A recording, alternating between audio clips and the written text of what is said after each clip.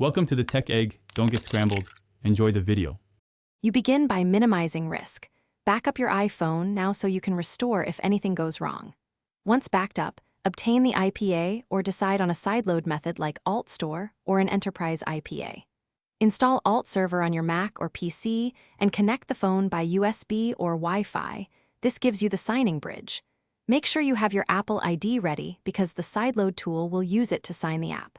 After installing Alt Server, you're set to push an IPA to the device. Next, you sign and install the app. Open Alt Store on the iPhone or use Alt Server to install the IPA, entering your Apple ID when prompted so the tool can sign the app. Once the install finishes, iOS may ask you to enable developer mode. Accept that in settings so the app can run. Then, go to Settings, General VPN and Device Management, locate the developer profile and tap Trust. This allows the signed app to launch. Make sure Wi-Fi sync stays enabled while you finish. Finally, run the app and test its main functions right away. Verify camera, network, and data access only as needed. Remember that apps signed with a free Apple ID must be re-signed every 7 days, so schedule re-signing or use a paid developer account to avoid interruptions.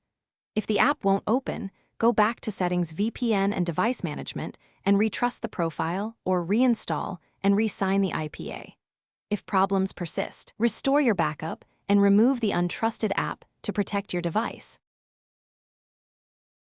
Thanks for watching. Consider subscribing if I helped unscramble your problems.